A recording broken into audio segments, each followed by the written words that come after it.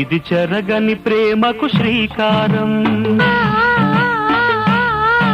ఇది మమతల మేడకు ప్రాకారం,